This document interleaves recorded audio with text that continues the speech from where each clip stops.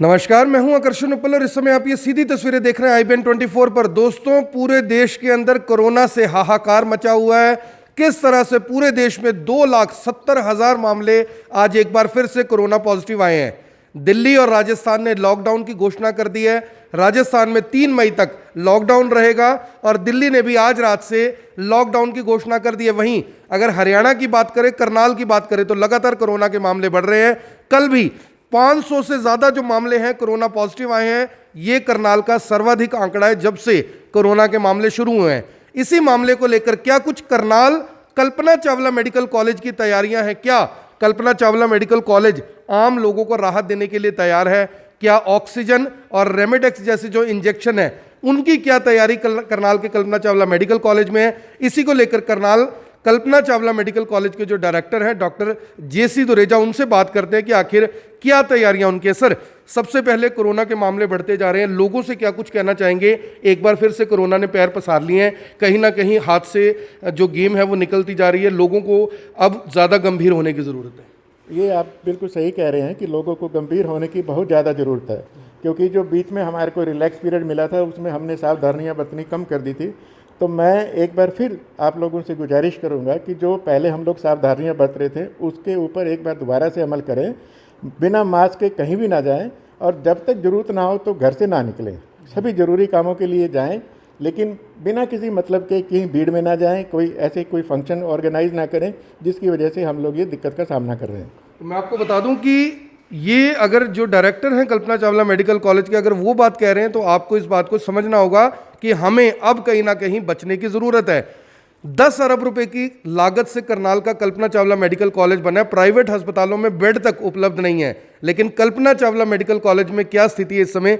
Sir, 536 bed हैं Karnal Kalpana Chawla medical college में। कितने कोविड डेडिकेटेड बेड हैं? क्या स्थिति है? कितने बेड खाली है, कितने भरे हुए हैं, और जो पेशेंट्स आ रहे हैं उनकी क्या हालत है? इस टाइम जो हमारे पास टोटल 536 बेड हैं, हमने उनमें से 250 बेड जो कोविड के लिए डेडिकेट करे हुए हैं। हमारे पास इस टाइम 7 ICUs हैं, जिसमें हमारे पास 60 ICU के बेड हैं, जिसमें से 40 बेड हमने कोविड के लिए डेडिकेट करे हुए हैं। हमारे पास इस टाइम जो 40 बेड में से 41 पेशेंट इस टाइम हैं और कुछ एक पेशेंट हमारे कैजुअल्टी में वेट कर रहे हैं। हमारे पास किसी चीज़ की कमी नहीं है। हमारे पास रेमडेसिविर भी उपलब्ध है। ऑक्सीजन हमारे पास सफिशेंट अमाउंट में उपलब्ध है। हमारा जो कॉन्ट्रैक्ट है वो रेगुलरली हमारे को ऑक्सीजन सप्लाई कर रहा है। हमारे पास रिजर्व में सिलेंडर भी रहते हैं। तो ऑक्सीजन, दवाइयों में और बेड में फ़िलहाल किसी चीज़ की भी कोई कमी नहीं है।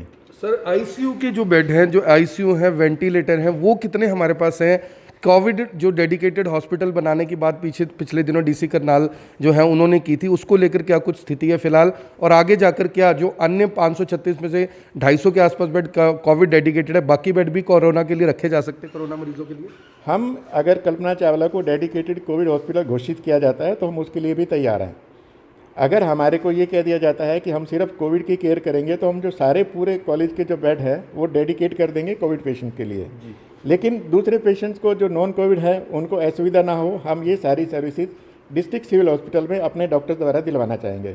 हमारी जो OPD है वो एज सच फंक्शनल कर रही है। जो सारे मरीज हैं वो वहाँ रूटीनली में देखे जा रहे हैं, उनमें किसी किस्म का कोई कॉम्प्रोमाइज़ नहीं किया जा रहा। अगर मैं वेंटिलेटर्स की बात करूँ तो इस टाइम हमारे पास 125 फंक्शनल वेंटिलेटर हैं। वेंटिलेटर के हिसाब से, मॉनिटर के हिसाब से किसी भी चीज़ की कमी नहीं है। कल्पना चावला हर तरीके से तैयार है डेडिकेटेड कोविड हॉस्पिटल बनने के लिए या किसी भी आपदा से जूझने के लिए तैयार है। सर, जो ये ऑक्सीजन की पूरे देश के अंदर काफ़ी ज़्यादा कमी है, जो प्लांट से ऑक्सीजन ही अस्पतालों तक नहीं पहुंच रही, जो इंजेक्शन है इसमें यूज़ होता है, आपने बताया भी अभी, उसकी क्या स्थिति है? अगर ज़रूरत होती है तो क्या आम जो मरीज़ है उनको बाहर से ब्लैक में इंजेक्शन खरीदना पड़ेगा या सरकार की ओर से उपलब्ध करवाया जाएगा? नहीं, इसमें किसी को भी बाहर से भी ब्लैक में ख़रीदने की ज़रूरत नहीं है। अगर कोई मरीज़ कल्पना चावला में दाखिल है और उसको ज़रूरत पड़ती है तो कल्पना चावला में उपलब्ध है और इंजेक्शन उनको वहीं से उपलब्ध करवाया जाएगा। और ऑक्सीजन की बात करी जाए तो हमारा जो टाई अप है, हमारे पास एक 10,000 लीटर का, जिसमें कि 10,000 क्यूबिक मीटर जो ऑक्सीजन आती है तो वो हमारे पास अवेलेबल है। इसके साथ साथ हमारे पास 600 जो हैं जो D टाइप सिलेंडर्स हैं वो भी हैं। जो कि इस टाइम हमारे पास आधे से ज़्यादा हर वक्त भरे रहते हैं और वो किसी भी तरीके की इमरजेंसी को जूझने के लिए तैयार रहते हैं। हमारा जो पानीपत रिफाइनरी से भी आज कांटेक्ट हो रहा है, तो हमारे पास अब ड्यूअल सप्लाई हो जाएगी। एक तो हमने अलग से तलवार वाले को कर रखा है और दूसरा हमारे पास पानीपत रिफाइनरी से हो जाएगा। तो हमारे को, क्योंकि हमारे पास कोविड के पेशेंट बहुत ज़्यादा हैं, बहुत ज़्यादा ऑक्सीजन चाहिए होती है, तो जो हमारी ये 10,000 लीटर है वो जो लगभग 80% हमारी रोज़ खपत है। तो इसलिए हमारी जो ऑक्सीजन आती है रोज़ आती है, इसलिए हमने ये ड्यूअल अरेंजमेंट कर लिया। मुझे नहीं लगता कि हमारे पास ऑक्सीजन की किसी किस्म से दिक्कत आएगी। कुछ सर खपत में भी बढ़ोतरी हुई है, क्योंकि मामले कहीं ना कहीं बढ़ रहे हैं। जो पूरे देश के अस्पताल है वो कह रहे हैं कि जो उनको लागत महीने में पूरी होती थी, अब 5-5, 7-7 दिन में हमारी भी लागत बढ़ी है ऑक्सीजन की। ये आप बिल्कुल सही कह रहे हैं। हमारी जो ऑक्सीजन की रिक्वायरमेंट है कई गुना बढ़ चुकी है, क्योंकि मैं आपको बताऊं, इनका जो रामबाण है वो ऑक्सीजन ही है। बाकी और किसी चीज़ का साइंटिफिकली कोई ऐसा इफेक्ट हो ना हो, लेकिन ऑक्सीजन का बहुत बड़ा इफेक्ट है। उसकी वजह से ही मरीज ठीक होते हैं। और ये जो मरीज है, हमारे जो रूटीन में मरीज होते हैं वो तो 5, 7, 10 लीटर ऑक्सीजन पे जाते हैं, लेकिन ये मरीज हाई फ्लो ऑक्सीजन पे, ड्यूअल ऑक्सीजन सप्लाई पे और NIV पे जाते हैं, HNFC पे जाते हैं, जिसमें 40-40 लीटर तक पर मिनट ऑक्सीजन जाती है। इसके हिसाब से ऑक्सीजन की खपत बहुत ज़्यादा होती है, लेकिन हम उस खपत को भी मीट करने के लिए तैयार हैं। तो क्या सर जो मरीज ये एडमिट हैं, क्योंकि इतनी खपत हो रही है, खर्चा काफ़ी सरकार कर रही है, मरीजों से कोई पैसा लिया जा रहा है? ये सारा इलाज सरकार की तरफ से है? मरीजों से कल्पना चावला में एक भी पैसा नहीं लिया जा रहा। किसी भी चीज़ की कोई भी चार्जेज नहीं है, चाहे वो वेंटिलेटर के हों, चाहे वो बेड के हों, चाहे वो मेडिसिन के हों, चाहे वो ऑक्सीजन के हो, किसी किस्म के भी मरीजों से कोई चार्ज नहीं लिया जाता। यहाँ पे जो टोटल सर्विसेज हैं टोटली फ्री ऑफ कॉस्ट हैं, चाहे वो इन्वेस्टिगेशंस हैं, चाहे वो मेडिसिन हैं। सर जितने मरीज हैं कोरोना पॉजिटिव, कौन से ऐसे मरीज हैं जिनको Kalpana Chawla medical college admit होने के लिए आना चाहिए? अगर आएँ तो किस रास्ते से वो आएँ, क्योंकि कोरोना पॉजिटिव है, जाहिर तौर पर और लोग इन्फेक्टेड ना हो, किस रास्ते से आना है, किससे मिलना है, कैसे एडमिशन होगा? जो मरीज़ कोविड पॉजिटिव है वो directly Kalpana Chawla medical college की कैजुअल्टी में आए। वहाँ पे जो हमारे फिजिशियन, ट्रॉमा सेंटर इमरजेंसी कहते हैं, ट्रॉमा सेंटर जो हमारे डिस्ट्रिक्ट सिविल हॉस्पिटल का नाम है, उसका नाम ट्रॉमा सेंटर है। हम अपने कल्पना चावला को इमरजेंसी कहते हैं, जहाँ पे हमारी सारी इमरजेंसी डील होती है।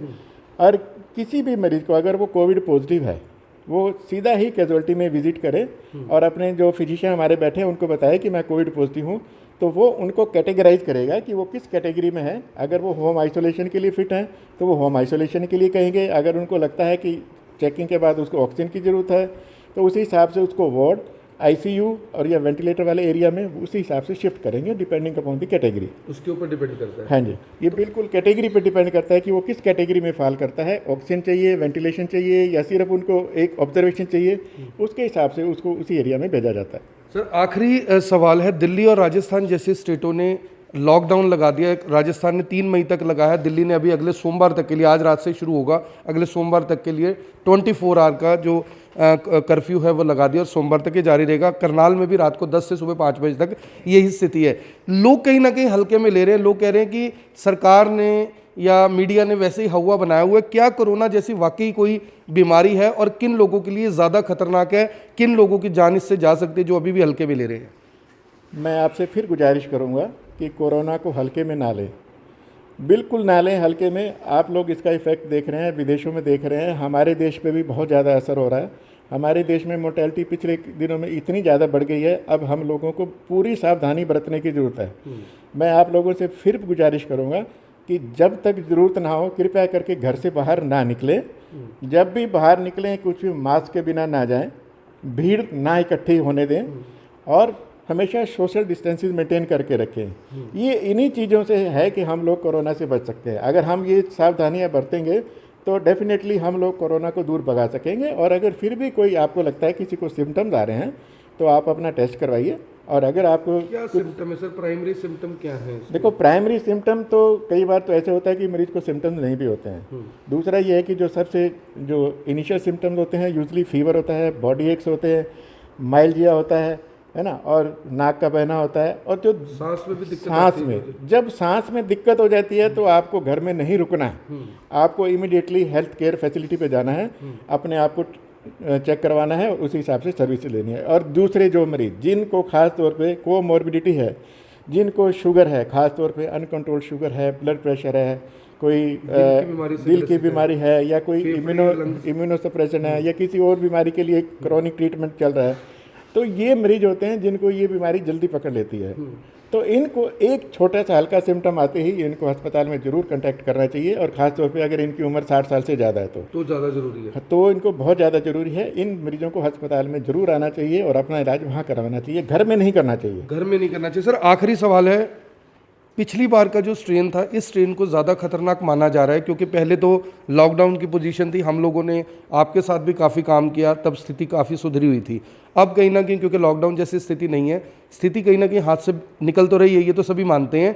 लोगों से क्या कुछ कहना चाहेंगे सर, ये जो स्ट्रेन आया है और जो पहला स्ट्रेन था, दोनों में क्या डिफरेंस देखते हैं डॉक्टर गुरेजा, क्योंकि आप डॉक्टर भी हैं, डायरेक्टर भी हैं कल्पना चावला मेडिकल कॉलेज के, रोज़ मीटिंग्स होती हैं, क्या कुछ निकल कर अभी तक सामने आया? जो ये यूके या ये डबल स्ट्रेन कह रहे हैं, ये डेफिनेटली जो पहले वाली प्रीवियस स्ट्रेन से डेंजरस है। ये बहुत ज़्यादा स्प्रेड करती है और साथ के साथ इससे मोर्टेलिटी भी बहुत हो रही है। तो अगर माना जाए तो पहले जो लास्ट ईयर जिसको हमने झेला है उससे ये कहीं ज़्यादा खतरनाक है।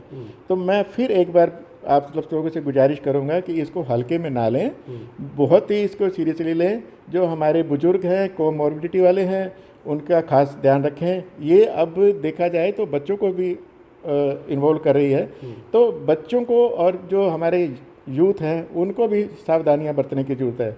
अब ये किसी को स्पेयर नहीं कर रही है, हालांकि ये जो कोमॉर्बिडिटी वाले हैं वो ज़्यादा डेंजरसली उनको इफ़ेक्ट कर रही है और वो ज़्यादा उनको साइड इफ़ेक्ट आ रहे हैं, प्रॉब्लम आ रही है, हॉस्पिटल में दाखिल हो रहे हैं, मोर्टेलिटी हो रही है।